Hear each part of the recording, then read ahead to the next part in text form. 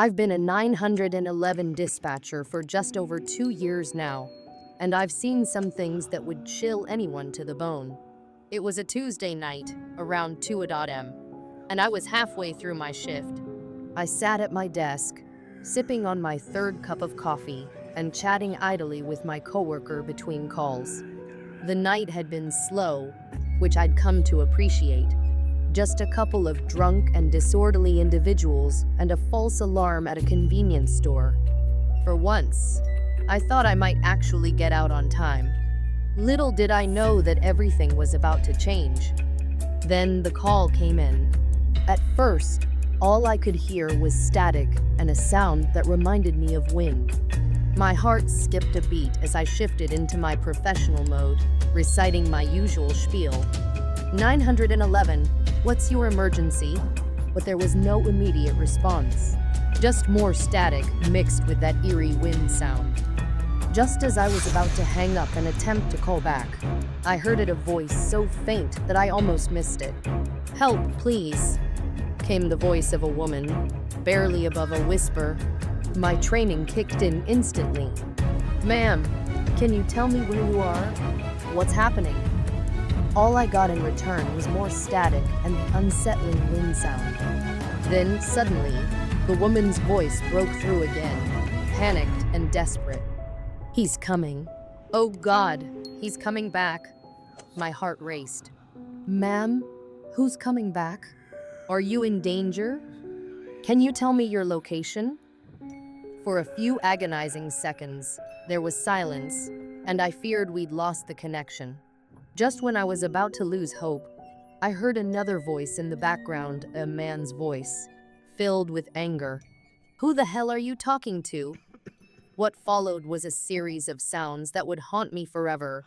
A blood-curdling scream, a loud thud, the unmistakable sound of a struggle, and then, nothing.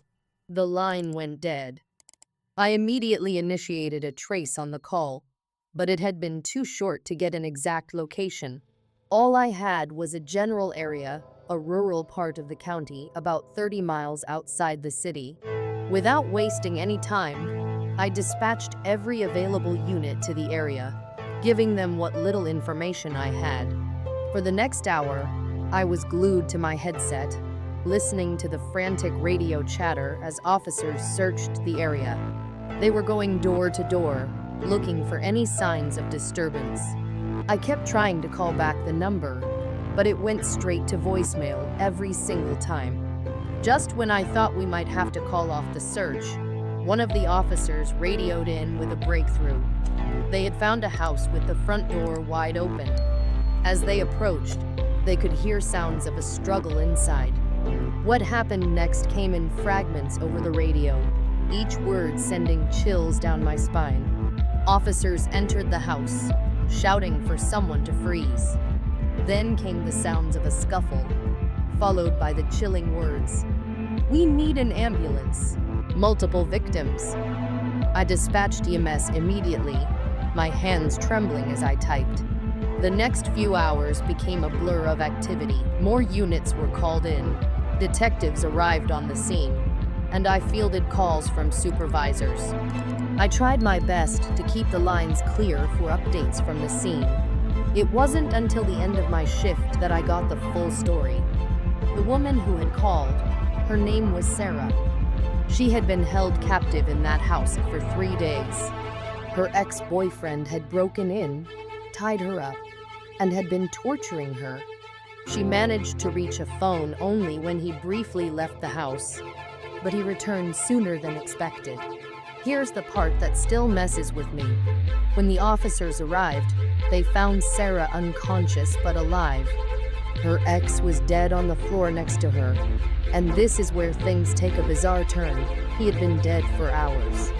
The coroner's initial report suggested he had died from a massive heart attack sometime around 2:30 a.m., just minutes after I heard his voice on the call. So, who were the officers hearing when they arrived? Who was still struggling with Sarah when they burst into the house? The official report chalked it up to Sarah hallucinating from trauma and blood loss, thrashing around on her own. but the officers swore they heard two distinct voices, a man and a woman, right up until the moment they kicked the door down. In the days that followed, I couldn't shake that call from my mind. I requested the audio recording and listened to it over and over. Each time, I heard the same things: the static, the wind, Sarah's whisper, and then that man's voice clear as day. I even decided to visit Sarah in the hospital a week later. It's not something I usually do, but I needed some kind of closure. She was pretty out of it, still on heavy pain meds, but she could talk a little. I asked her about the call and what happened after her ex caught her on the phone. She looked at me with this weird, distant expression. "He was so angry," she said. "I thought he was going to kill me right then." But then, he just stopped, clutched his chest, and fell over. I thought I was hallucinating, but then I heard this sound like a strong wind, and I swear I saw someone standing over him. And then everything went black. I didn't know what to make of that. Trauma-induced hallucination seemed like the logical explanation, but then Sarah said something that made my blood run cold. "I remember the wind," she said. It was the same sound I heard on the phone when I called 911. It was like static, but not quite. More like, I don't know, wings. I didn't tell her that I had heard it too. The official investigation concluded that Sarah's ex died of natural causes, a heart attack brought on by the stress and adrenaline of the situation. Sarah's injuries were severe, but not life-threatening. She's in therapy now, trying to process everything that happened. That call still haunts me. Every time I close my eyes, I can see Sarah's face and hear her voice. I've replayed that night in my mind so many times. I wonder if I could have done something differently, or if I could have saved her from that nightmare. As a 911 dispatcher, you're trained to handle these situations, to stay calm and collected in the face of chaos. But the truth is, you're human. You feel the weight of every call, every cry for help. It stays with you long after the shift ends. It's easy for people outside this job to think that we just answer phones and send help, but it's so much more than that.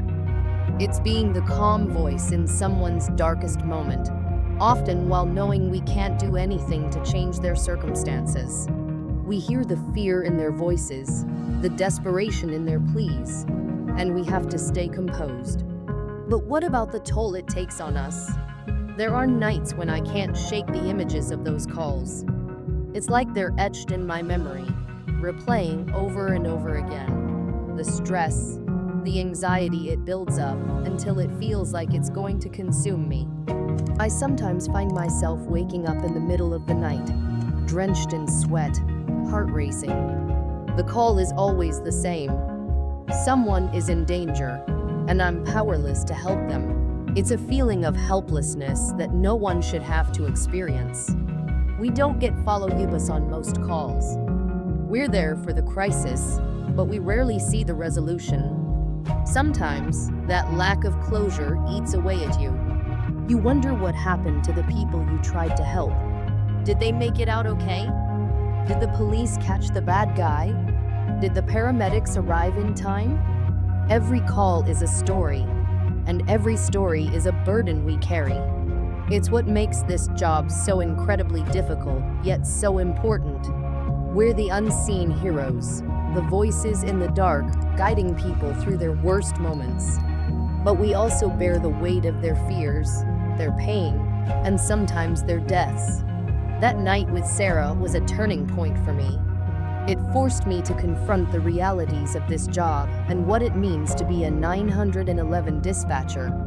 I have immense respect for those who can do this job long term. They're the ones who show up every day, ready to face whatever chaos comes their way. But for me, the emotional toll was too high. The constant stress, the vicarious trauma, the feeling of always being on edge, it became too much to bear. I left the job not long after that. In the end, Being a 911 dispatcher is about more than just answering calls. It's about human lives, the connections we forge in moments of desperation, and the stories we carry with us long after the calls have ended. It's a heavy burden, but one that we bear in the hopes of making a difference, one call at a time. It was an ordinary evening, just another night in my line of work. The clock showed 8:30 p.m. when suddenly the alarm went off.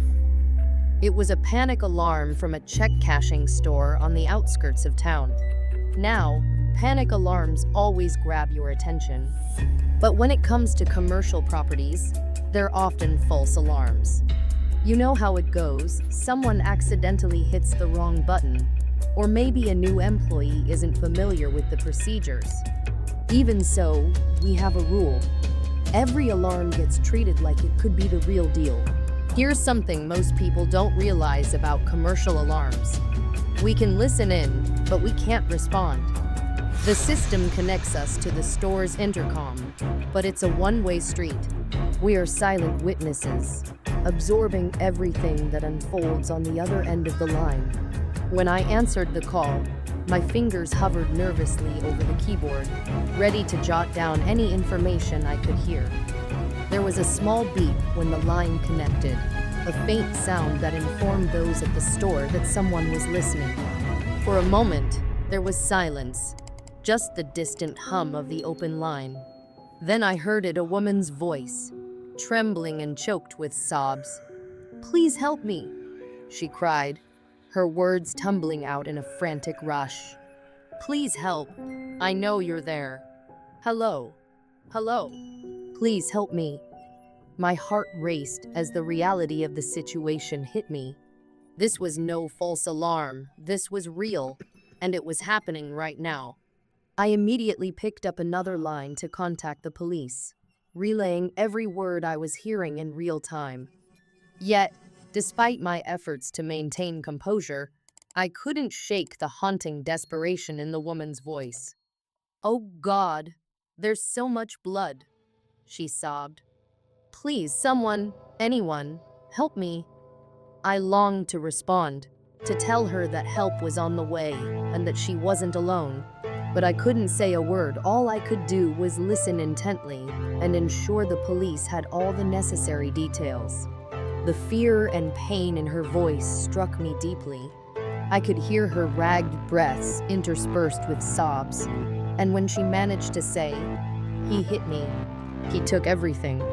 Please, I need help," I felt a chill run down my spine. 30 seconds. That's how long the call lasted, 30 seconds that felt like an eternity. Then, just like that, the line went dead. I sat there, my hands still gripping the phone, my heart pounding in my chest. The silence that followed was deafening, a stark contrast to the intensity of what I had just heard. I finished my conversation with the police, making sure they had all the information they needed. But even after that, I couldn't shake the weight of the woman's voice from my mind. What had happened to her? Was she okay? Did the police reach her in time? That night, when I got home, sleep eluded me.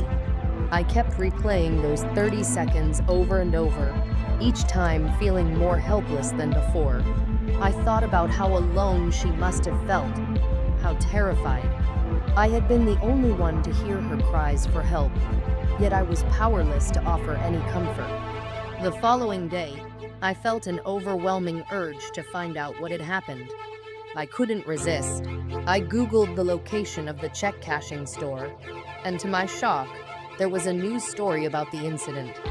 The details made my stomach churn. The woman had been an employee, leaving work with the day's deposits. As soon as she stepped outside, a man attacked her.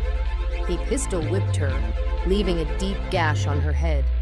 And then he knocked her to the ground and stole the money before fleeing. Somehow, she managed to drag herself back into the store and hit the panic alarm. That's when I heard her. The police arrived about 5 minutes later, rushing her to the hospital. The news report stated she would be okay, just some stitches for the head wound. A wave of relief washed over me, mixed with horror.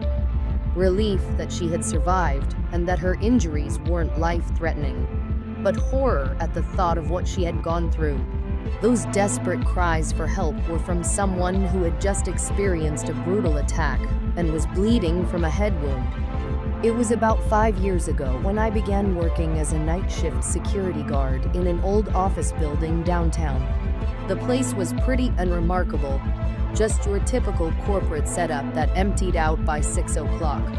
Most days, my job was straightforward. Make rounds every couple of hours, check the locks, and ensure no one was hanging around who shouldn't be. For the first few months, my shifts were uneventful. I spent my time reading or watching videos on my phone to pass the hours. Sometimes I would chat with the cleaning crew when they came through, but mostly it was just me and the empty building. Then, one Tuesday night in late October, things took a strange turn. I remember it well because there had been a big Halloween party in the break room earlier that day. I had to clean up stray decorations when I came in. Around 2 a.m., I began my usual rounds with a clipboard in hand, checking off each floor as I went. I was on the 5th floor when I heard a faint sound like someone shuffling papers. Now, this wasn't entirely unusual. Sometimes people worked late or came in early, but they were supposed to sign in with security. I figured someone had forgotten, so I headed toward the sound to remind them of the protocol. The noise was coming from one of the larger conference rooms. As I approached, I noticed a light spilling out from under the door. I knocked gently. "Hello, security here. Just need to check in." There was no response. I knocked again, louder this time, but still nothing. I tried the handle, and the door opened easily. The room was empty. No one was at the table, no one by the whiteboard, but the light was on. Sprawled across the table were dozens of papers, memos, reports, and other documents. It looked like someone had been in the middle of organizing them and just vanished. A chill ran down my spine. I knew for a fact that this room had been dark and empty during my 10 p.m. round. The cleaning crew hadn't arrived yet. They usually came around 3 a.m. I stepped further into the room, my heart pounding. That's when I noticed the writing on the whiteboard. It was a chaotic mess of numbers and symbols scrawled in red marker. I'm no math whiz, but it looked like complex equations or something. At the bottom, in large letters, were the words, "They're coming." I couldn't get out of there fast enough. I radioed down to the front desk where my supervisor usually sat to report the incident, but I got no response. When I returned to the lobby, the desk was empty. The logbook showed my supervisor had signed out for a coffee run about 20 minutes earlier. I decided to wait for him to return before investigating further. Those were the longest 15 minutes of my life. Every little noise made me jump. I kept glancing at the security camera feeds, half expecting to see something out of the ordinary. But it was all normal empty hallways and dark offices. When my supervisor finally returned, I hurriedly told him what I had found. He looked skeptical, but agreed to check it out with me. We went back up to the 5th floor, and I led him to the conference room. The door was closed. I was sure I'd left it open, but I figured it had swung shut on its own. When we opened it, the room was dark and empty. No papers on the table, nothing on the whiteboard. It looked exactly as it had during my 10 p.m. round. My supervisor gave me a look that suggested he thought I was losing it. I swore up and down about what I had seen, but there was no evidence. We checked the other conference rooms on the floor, but they were all dark and undisturbed. He eventually wrote it off as me being overtired or my eyes playing tricks on me. I tried to convince myself that maybe I had dozed off and dreamed the whole thing, but deep down, I knew what I had seen, and things only got stranger from there.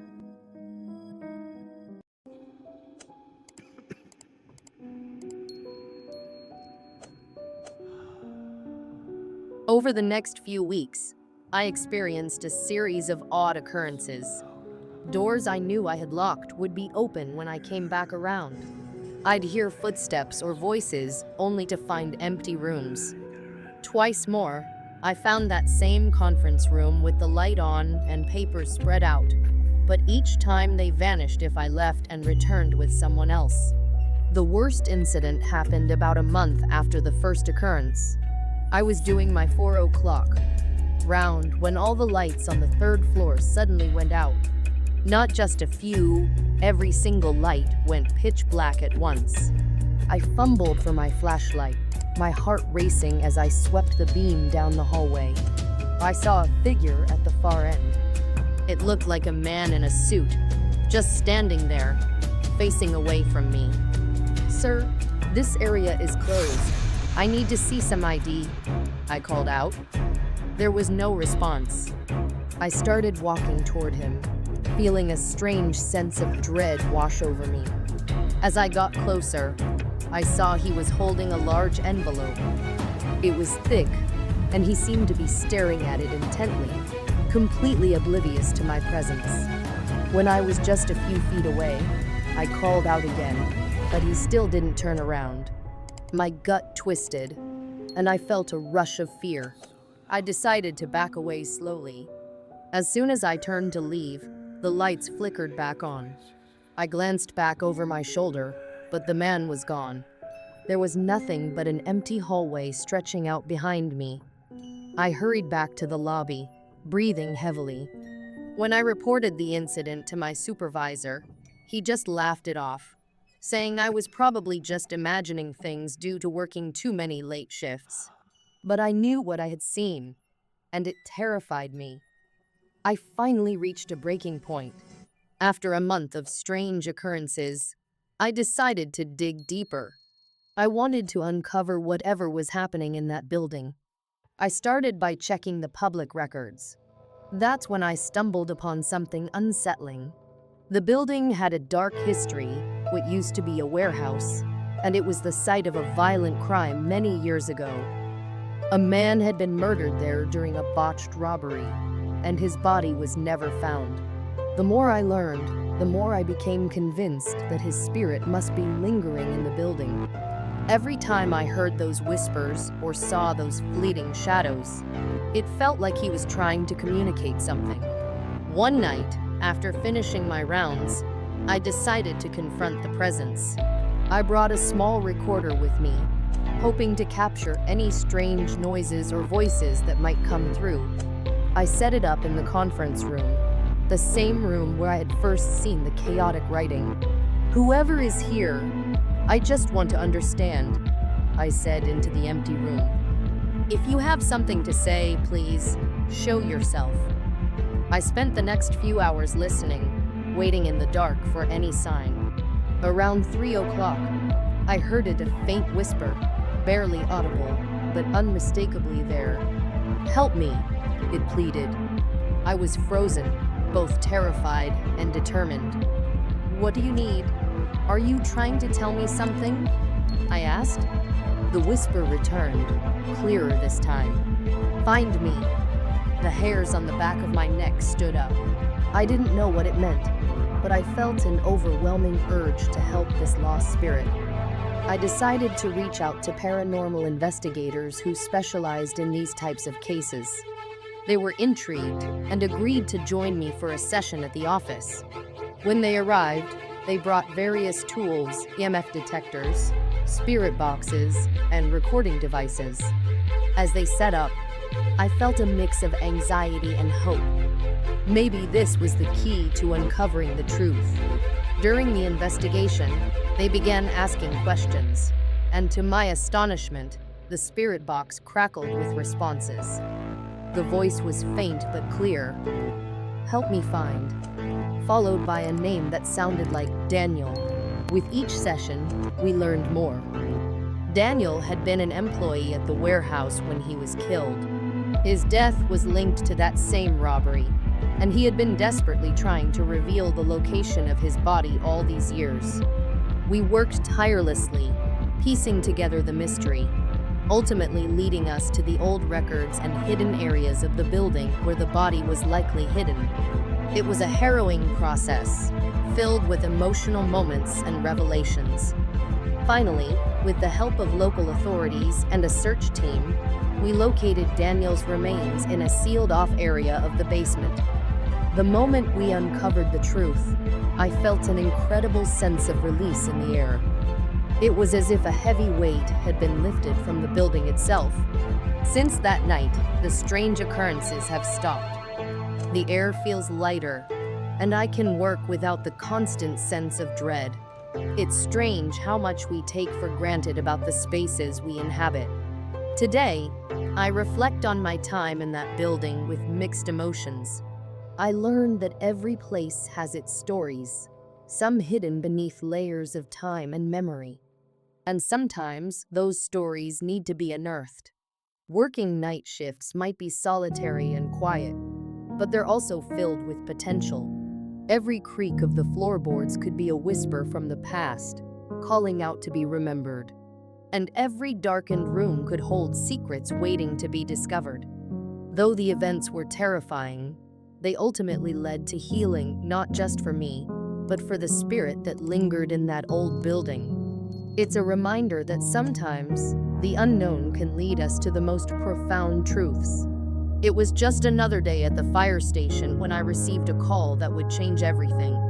The phone rang, and I answered it, ready to assist with whatever the emergency might be. Instead, I heard a shaky voice on the other end, barely above a whisper. "I'm here to listen. You don't have to go through with this." The voice belonged to a young man named Tomas. Even through the static of the line, I could sense the weight of his despair. "It doesn't matter," he replied. "I've made up my mind. I didn't want my family to have to search for me." As I spoke to him, my heart raced.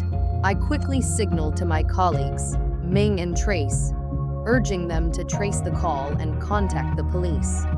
They jumped into action, their expressions focused and serious. In that moment, I knew I had to keep Tomas on the line for as long as possible to buy them time to locate him. "Tomas," I said, my voice steady but filled with warmth. "I'm Yanish. I think using my real name might help build trust. I know you're in a lot of pain right now, but I want to help if I can. Can you tell me where you are?"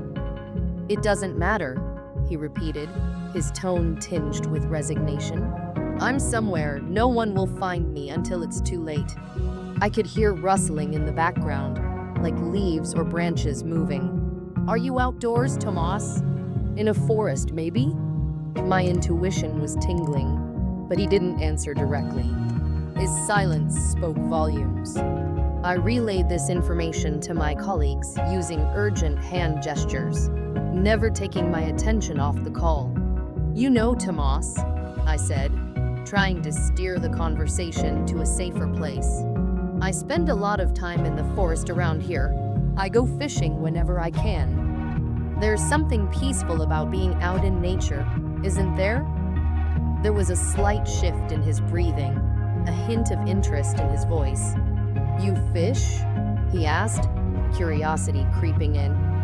"Yeah, it's my favorite thing to do when I'm not at the station." "Do you fish, Tomas?" I inquired, sensing an opening. "I used to," he replied, nostalgia lacing his words.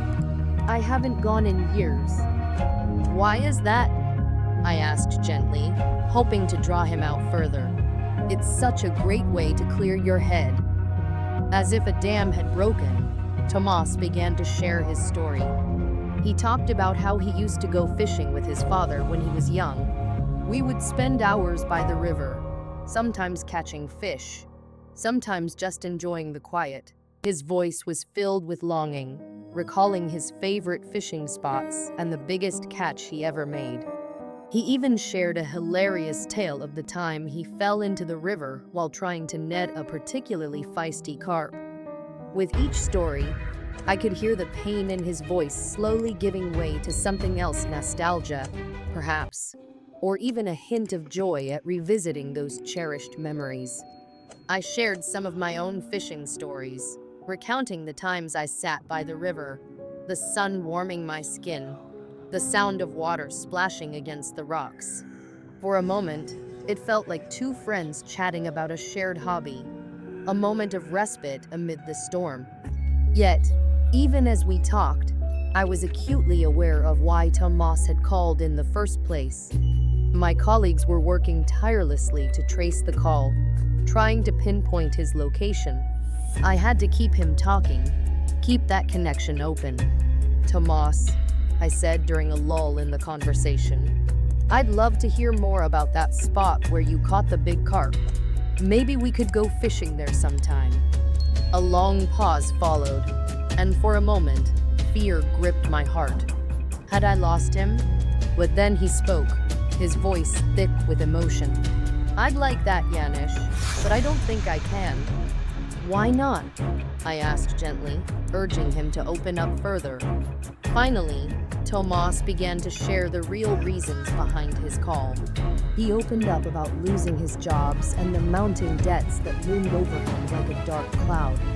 I feel like I've let my family down, he said, his voice cracking. There's this overwhelming sense of hopelessness that's driving me to this point.